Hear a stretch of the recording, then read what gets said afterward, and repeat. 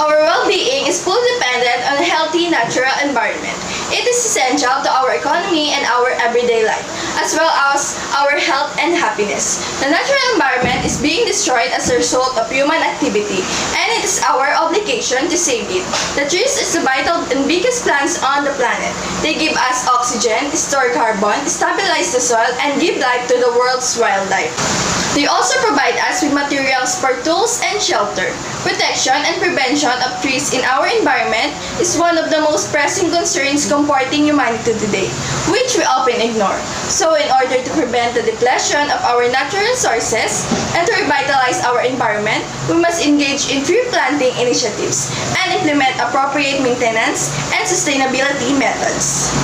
As a result, we propose this project named 1-2-3 Project, where tree planting will help to increase the number of trees in the area because trees plays a vital role in our environment and also to all living creatures, especially to us humans. We all know that trees are good not just for preventing floods and landslide, but also for preventing the worsening effects of global warming. Therefore, this project would be beneficial not only to the barangay, but also to the community as a whole, and most importantly to our Mother Nature. Always keep in mind that our micro efforts will have a macro effects to save our home and our nature. The name of our project is 1-2-3 Project. These project names represent the youth for the better environment. The word 1 symbolizes every youth that will render their time and will take action to save our environments. It is also affiliated with the numbers 1, 2, 3 that represent the energy and also resonate with a harmony and healing of our environment step by step.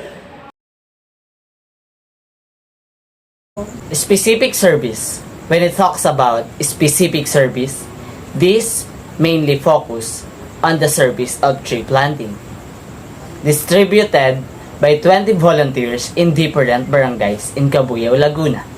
We are going to plant 75 saplings, so that in every volunteer, including us, 5 organizers, will assign to plant 3 saplings in every person. We are targeting to perform this project at Los Baños, Laguna, area of Mount Makiling, at the 6th day of December 2021. On the exact date, all the participants are going to meet in Cabuyao Bayan at 6 a.m. And when the head count is complete, we are riding a jeepney to the venue where we are going to perform our project. Hi, I'm Michael. I will discuss to you the objectives of Who123 project.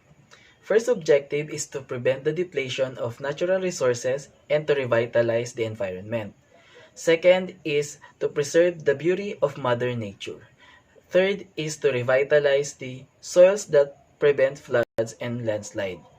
Fourth, last and but not the least, is to provide us fresh and healthy air to breathe. Next is the significance of Who123 project.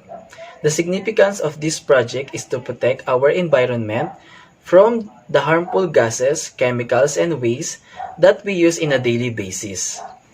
This project aims to balance the amount of greenery and the infrastructure. It is a geographical area which we commonly refer to as a surroundings. This project proposal helps us to promote and protect the importance of natural environment. The outcome of this project will directly benefit the people, animals, biodiversity, and habitat protection. It proposes to save and to live with a sustainable life and help to protect the environment. As a human who lives on Earth, it is our responsibility to make sure that it is protected. Our micro efforts will have a macro effects to our environment that will be beneficial to the future generation, giving them an environment that isn't damaged and teach them how to continue living sustainably. Next is the budget proposal. The budget proposal contains all the information or the total expenses that we are going to make in our project. In this project, we will be needing a budget for the following. the budget for buying the tools and equipment, and also to the sapling. The sapling is the young tree that we are going to plant during the tree planting. We also need a budget for the food and the transportation of our participants. Let me discuss to you the content of our budget proposal. First is the sapling expenses. In sapling expenses, we need a total of 75 saplings or young trees with 3 different types of trees. First, we need a total of 35 mahogany saplings, and per sapling it costs 150 pesos. In total, it costs 5,250 pesos. 5,250 pesos. And also, we are going to buy a 20 saplings for Molave tree and 20 saplings for coconut tree to make it 75 saplings. For Molave tree, it costs 200 pesos each sapling. And in coconut tree, it costs 350 pesos each sapling. In Molave tree, in the total cost of Molave tree that we are going to buy is 4,000 pesos. And in coconut tree, the total cost of that coconut tree that we are going to buy is 7,000 pesos.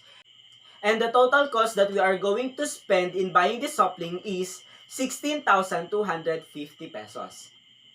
The second one is the budget for the tools that we are going to use in tree planting. First is the garden trowel. And each garden trowel costs 100 pesos. And we need a total of 25 garden trowel for each participant of our project. So that the total cost that we are going to spend in buying the garden trowel will be 2,500 pesos. Next is the garden gloves with claws. And that gloves cost 150 pesos each. And we need a total of 25 pairs of that gloves.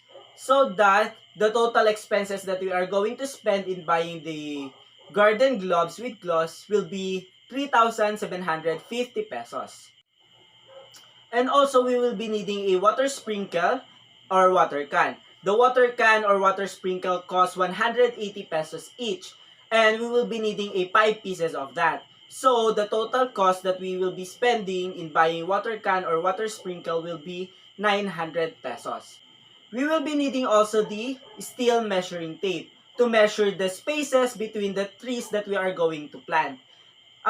Steel measuring tape costs 340 each, and we will be needing a 5 pieces of that. So the total cost that we are going to spend in buying steel measuring tape will be 1,700 pesos.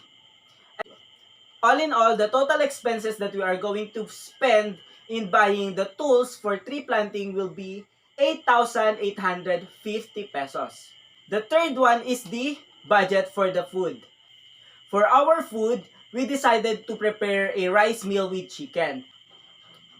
For the rice, we decided to cook 4 kilos of it, and each kilos of rice cost 50 pesos. So, the total cost of the rice is 200 pesos. And for the chicken, we decided to cook 8 kilos of it, and each kilos of chicken cost 170 pesos. So the total expenses that we are going to spend in buying the chicken will be 1,360 pesos. And for the cooking oil, we are going to buy 3 liters of cooking oil, and each liters of cooking oil is cost 55 pesos. In total, the total cost that we are going to spend in buying cooking oil will be 165 pesos. So all in all, the total expenses for the food will be 1,725 pesos. And last is the transportation budget. And for our transportation, we decided to use 3 jeepneys that will accommodate us all, and all the equipment and the saplings that we are going to use. Each jeepney cost 5,500 pesos. The total expenses that we are going to use in renting the jeepney will be 16,500 pesos. And for the final part of our budget proposal, we are going to compute the total average cost of expenses per participants. And in order to compute that, we need to add all the expenses or the total expenses from the sapling down to the transportation. And it will be divided by the number of the participants. So therefore, it will be 16,250 plus 8,850 plus 1,725 plus 16,500 divided by the number of the participants, which is 25. So overall, that will be 1,733 pesos. And 1,733 pesos is the total average cost of expenses per participants. And that is the project proposal of our group, the 1 to 3 project.